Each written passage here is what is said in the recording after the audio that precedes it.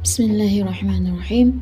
Rabbi israh li sadri wa yassir li amri wahlul 'uqdatam min lisani yafqahu qawli.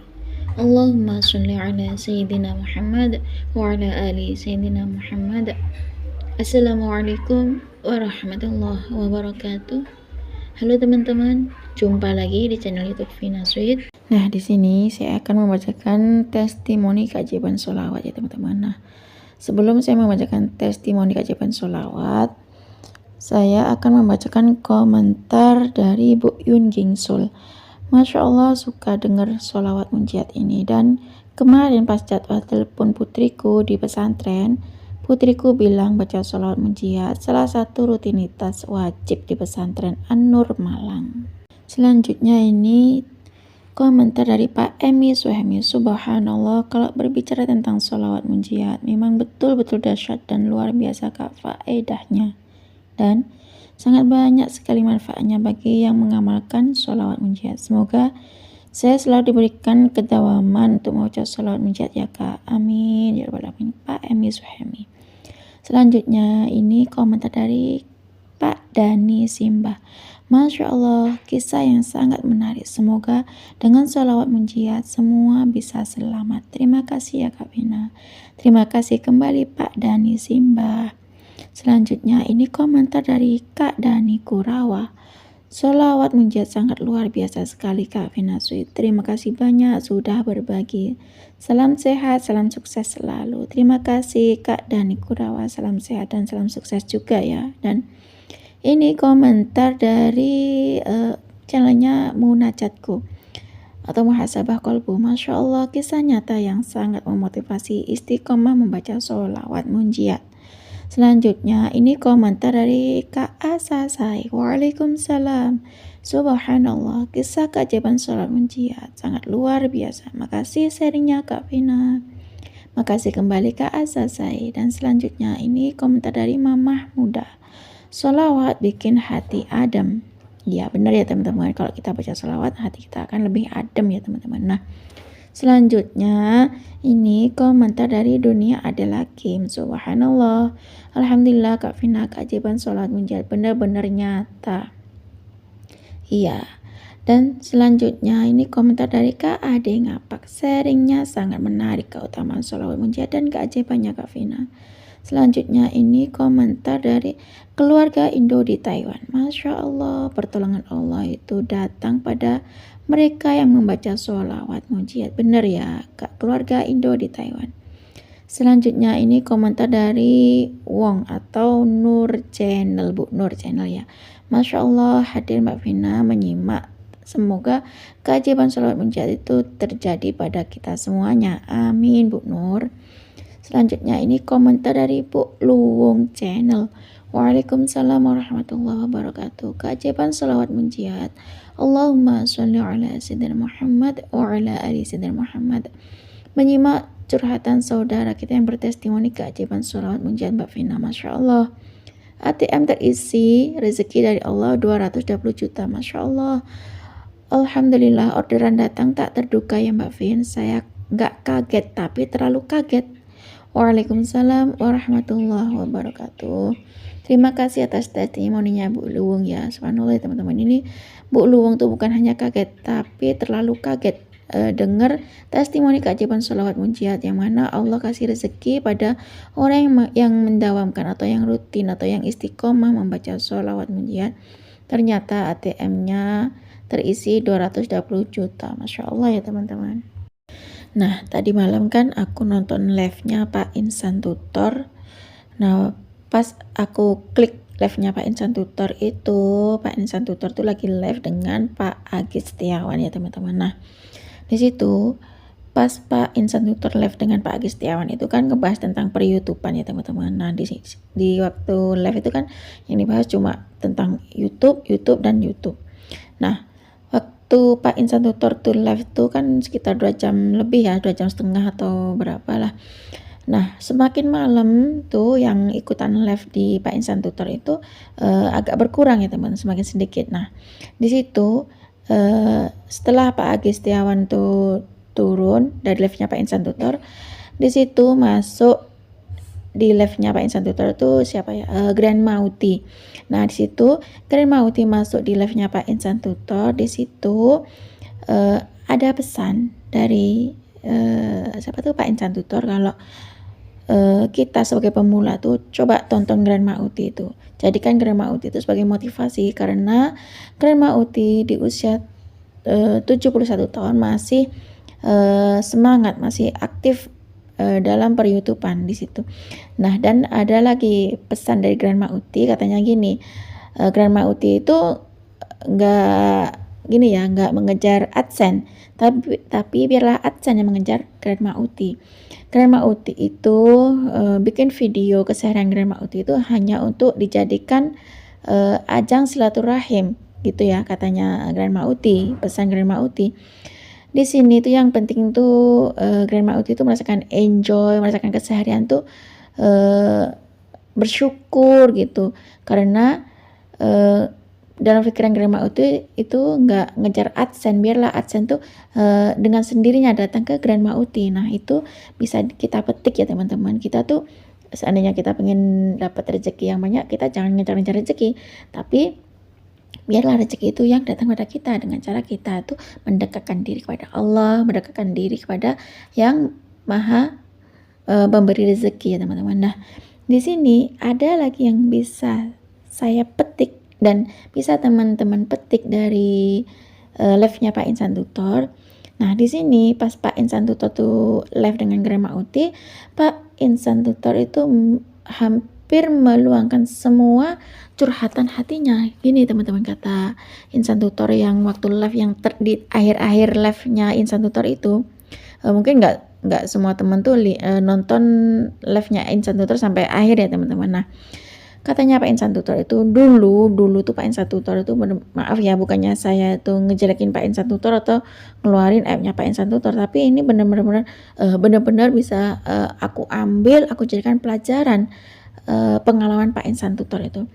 Dulu Pak Insan Tutor itu adalah orang yang belangsak, katanya tuh brengsek. Bukan saya yang ngomong ya, tapi saya tuh ngikutin perkataan Pak Insan Tutor waktu saya ikutin live-nya Pak Insan Tutor. Katanya Pak Insan Tutor tuh gini, dulu waktu masih Pak Insan Tutor itu masih muda, bener-bener egois, emosian gitu katanya, nggak mau menyerah kalau Pak Insan Tutor itu dapet takdir yang jelek-jelek gitu, pengennya ngeberontak saja Pak Insan Tutor itu. Nah, di situ Pak Insan Tutor tuh benar-benar dulu tuh mengerjakan hal-hal yang kurang ajar banget, yang brengsek gitu katanya. Nah, di situ ketika Pak Insan Tutor melakukan kebrengsekan, di mana tuh Pak Insan Tutor tuh meskipun banyak uang, dapat penghasilan yang banyak, Pak Insan Tutor tuh selalu rezekinya Pak Insan Tutor selalu dihabisin sama Allah di awal-awal itu, yang mana katanya Pak Insan Tutor tuh rumah tangga hancur berantakan dengan istri yang pertama. Itu katanya, saya nggak tahu, itu cuma curhatan dari Pak Insan Tutor waktu live dengan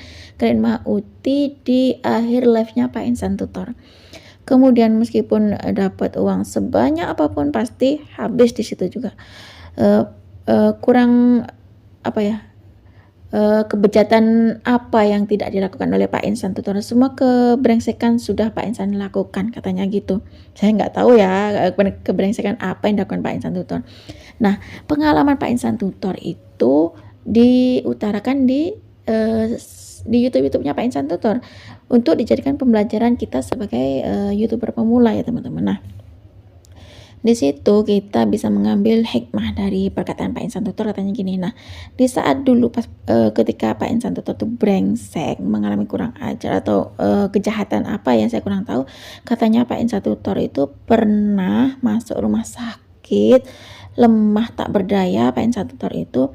Kemudian Pak Insan Tutor itu diinfus, di hidungnya tuh dimasukin oksigen. Nah, di situ Pak Insan Tutor barulah ngerasain benar-benar kalau dia tuh seharusnya tuh harus bersyukur. Nah, katanya Pak Insan Tutor kalau usia masih di bawah 40 tahun itu masih mengutamakan egonya, emosinya. Tapi kalau di usia 40 tahun, katanya Pak Insan Tutor, itu sudah mengedepankan rasa bersyukur. Hidup itu hanya untuk disyukuri dan lupakan ataupun tertawakan masa-masa lalu yang jelek-jelek itu, nggak perlu didendamin lagi katanya. Kalau masih dulu, masih sebelum umur 40 tahun, kayaknya nggak nerima dapat takdir yang jelek-jelek, yang nggak enak, yang menyakitkan itu, katanya Pak Insan Tutor. Nah, setelah Pak Insan Tutor merasakan lemah, terbaring di rumah sakit, hidungnya dikasih oksigen, tangannya diinfus, ternyata di situ Pak Insan Tutor tersadar, mungkin dapat hidayah ya Pak Insan Tutor dari Allah Subhanahu wa taala. Nah, di situ Pak Insan Tutor tersadar dan berpikir bahwasanya kalau seandainya oksigen ini saya beli setiap harinya, dalam 1 bulan saja sudah habis berapa miliar itu, katanya Pak Insan Tutor.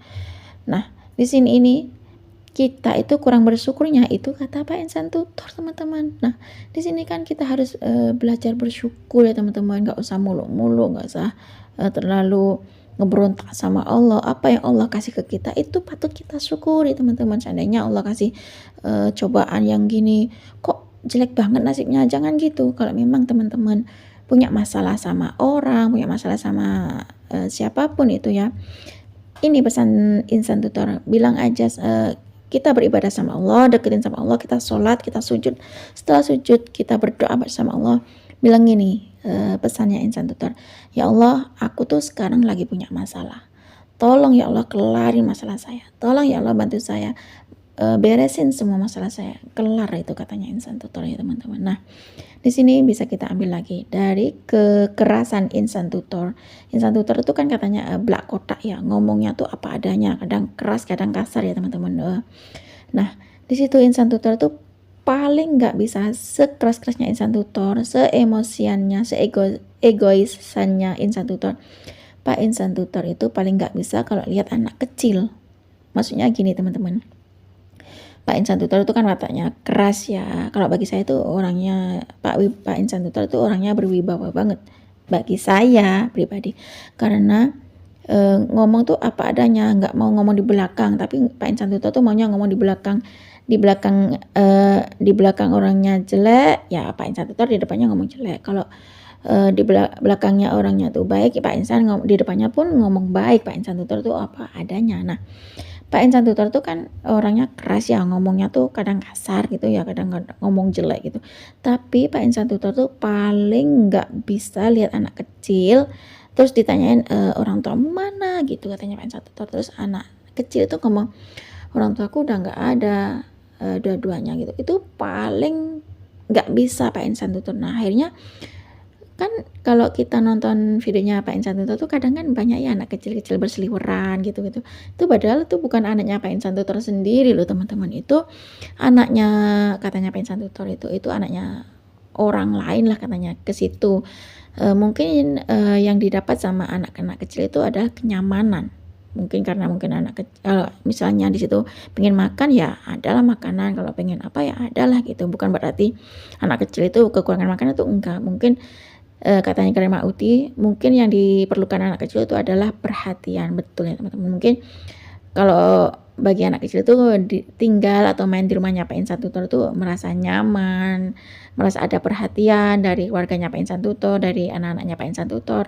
Kepengen makan di saat perutnya lapar pun pengen makan, welcome bagi keluarga Pak Insan Tutor ya teman-teman. Karena di situ banyak banget di rumahnya Pak Insan Tutor itu banyak banget anak-anak kecil gitu, padahal katanya bukan anaknya Pak Insan Tutor. Subhanallah ya teman-teman. Itu banyak sekali pelajaran yang saya petik, yang saya ambil di akhir live-nya Pak Insan Tutor. Katanya hidup itu nggak usah berbeli-beli, nggak usah nggak usah mikirin yang masa-masa lampau gitu katanya. Nggak perlu merasa kecewa di masa-masa lalu. Kita nikmati, kita syukuri saja, dan kita rubah habit kita. Terus ini ada satu lagi katanya Pak Insan Tutor, ketika aku tak berdaya di rumah sakit, aku bilang gini, ya Allah, terima kasih ya Allah, saya sudah mendapatkan gaji 25 juta per bulan dari YouTube. Padahal Pak Insan Tutor tuh belum monet atau baru monet itu. Tapi Pak Insan Tutor sudah merubah kata-kata Pak Insan Tutor itu hanya untuk memotivasi ya. Ini seperti ilmu loa yang diterapkan oleh Pak Insan Tutor ya, seperti law of attraction itu. Pak Insan Tutor ngomong terima kasih ya Allah, ternyata aku bisa mendapatkan gaji 25 juta, dan sekarang dari semua gaji di semua kontennya Pak Insan Tutor itu, gaji Pak Insan Tutor itu lebih dari 50 juta. Dan kata Pak Insan Tutor, usahakan bagi teman-teman yang sudah monet, usahakan tuh ya keluarin uang 500.000 dan bagikan atau sedekahkan pada orang yang benar-benar membutuhkan. Intinya seperti yang di video yang saya bahas sebelumnya, kita usahakan untuk sedekah subuh ya teman-teman. Usahakan setiap hari itu sedekah subuh ya. Kalau sehari itu 20.000, satu bulan itu sekitar 600.000 ya teman-teman. Nah katanya Insan Tutor kan, keluarkan uang itu 500.000 setiap bulannya. Pasti ada perbedaan. Coba saja di konten kamu ya, di video kamu, kalau kamu berani mengeluarkan uang 500.000 per bulan, pasti kamu akan merasakan perbedaan dan perubahan itu, itu pesan Pak Insan Tutor ya teman-teman. Cukup segini aja ya teman-teman yang bisa saya sharing. Semoga kisah testimoni keajaiban sholawat itu tadi bisa menginspirasi kita semua. Semakin banyak kita bersolawat, maka semakin banyak berkah yang kita dapat. Wassalamualaikum warahmatullahi wabarakatuh.